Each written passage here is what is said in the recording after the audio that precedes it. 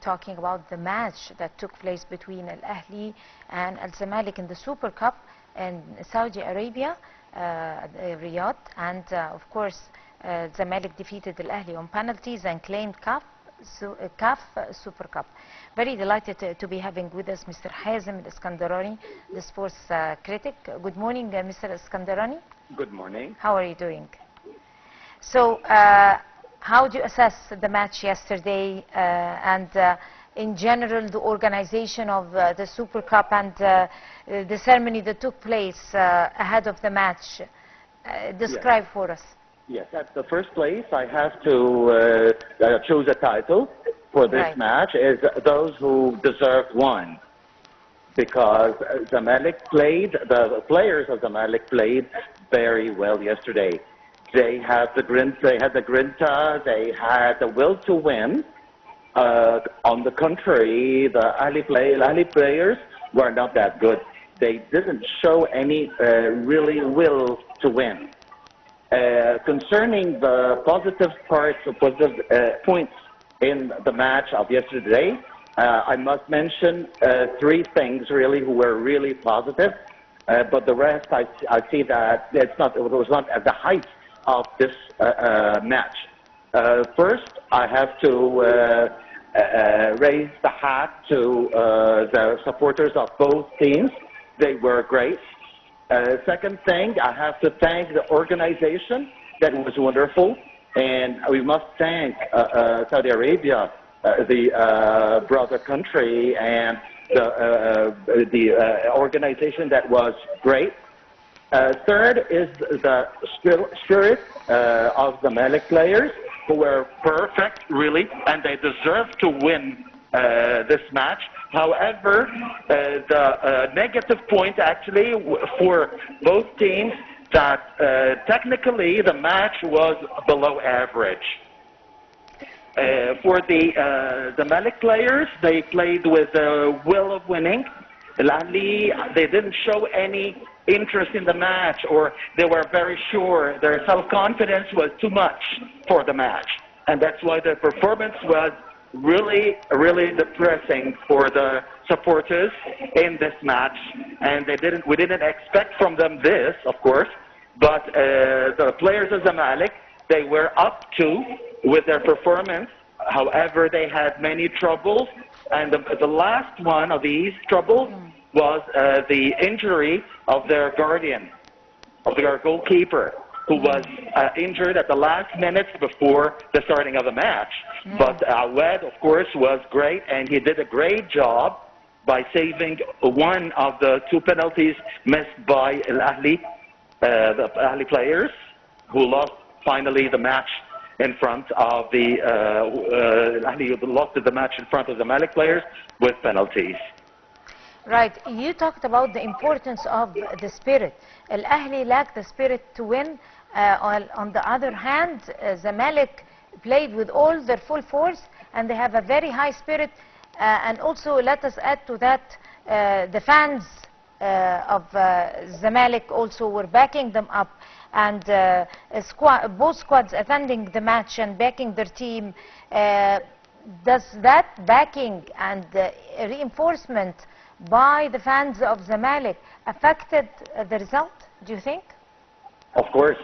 I have to mention here the team of Zamalek played, the players, they played a collective game. They played together. Once a player was not up to really filling his place, his position, always the coach was there to change, to make the right substitution. And when he saw, for example, that the left winger of Zamalek was not up to the match, he made the substitution, and we saw for the first time the professional Polish player, Konrad Michalak, who played very well in his position, and he showed himself really as a very promising player in Zamalek team. So on the contrary, on the opposite, totally the opposite was the work that was made by Kohler. Kohler found that from the first half, And for example, Akram Tawfiq, he was injured and his performance was not at the height of the match. And he kept him on the pitch till the end of the match. So we see that there was an absence, let's say total absence, of the planning, of watching the match and managing it. Jose Gomez, the coach of Zamalek, he did it perfect by all means. On the contrary, Kohler was absent, exactly like his players, who tried always to play, on the contrary of Zamalek players, a very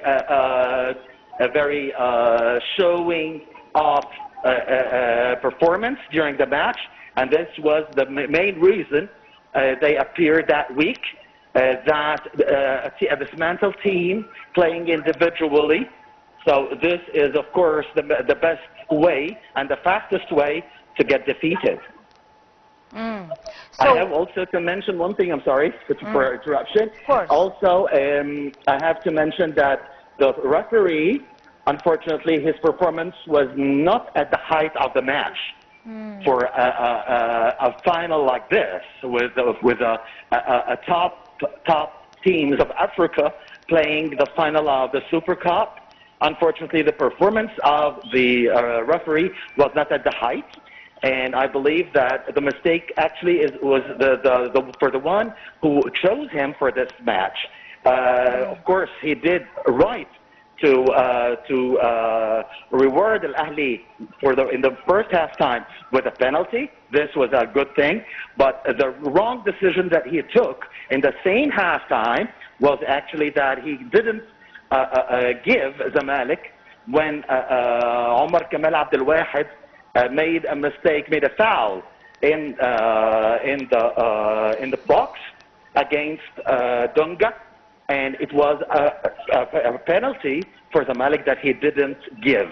So other than other mistakes that he made against both teams during the match, that showed that he was not up to this final.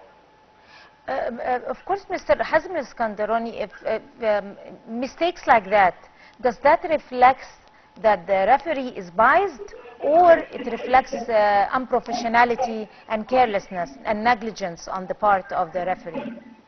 Yes, I believe that this referee had many mistakes in other previous matches, and he was not up to the matches. Actually, he needed to be prepared.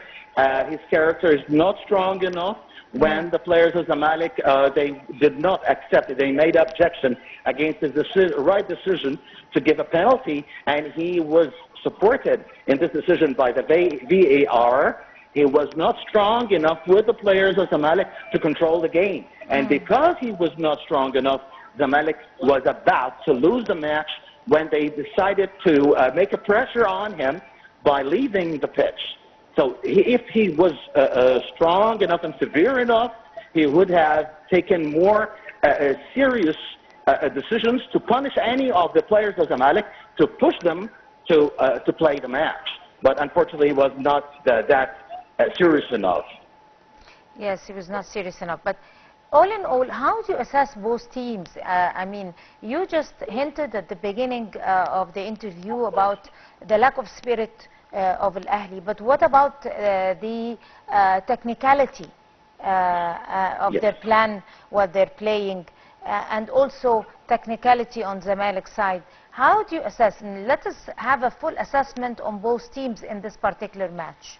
Concerning Zamalek, I have to praise them because they respected very well the plan that was made by their coach. They made they put the most dangerous player in Al Ahly under siege during the match. They managed to stop the ball from reaching. Of course, the scorer, the top scorer of the Egyptian League last year, and the top scorer of the Al Ahly team. This was really great. They stopped the ball from getting to him by making a great job, and to stop the ball from the player. Of course, I'm talking about Wissam Abu Ali. Concerning the midfielders, of course, Dunga, however, he had some troubles with the back of his leg. The muscles were not perfect, but he played till the end, or about the end. When we talk about Abdullah Saeed and, of course, Nasser Maher, we expected from him more, actually, but unfortunately was not up to the match. We expected from him more than that, but Abdullah Saeed, he played till the last minute. He was great. Donga, he played very well to stop all the attacks of Al-Ahli, and he did a great job. When we talk about the attack, of course, I told you about, of course, the Polish professional, and of course we have to mention Nasser, the player of the Zamalek who scored the goal. He played it very well. So of course we should not forget the best player yesterday, from my point of view, Zizou. Zizou was the best ever. He was everywhere. He was defending, he was attacking.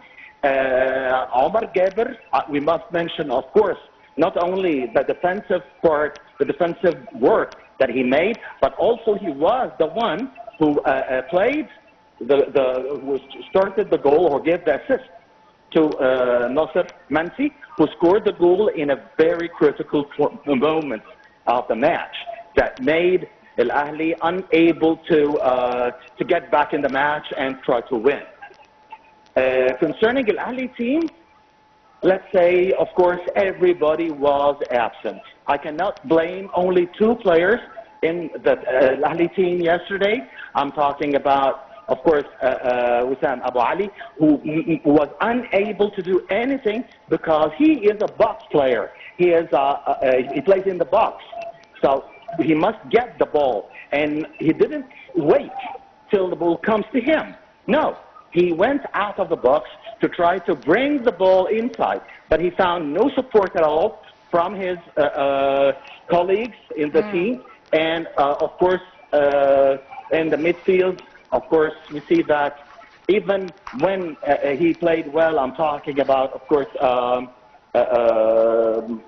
midfielder of Al-Ahli, sorry, I will get his name while I'm speaking.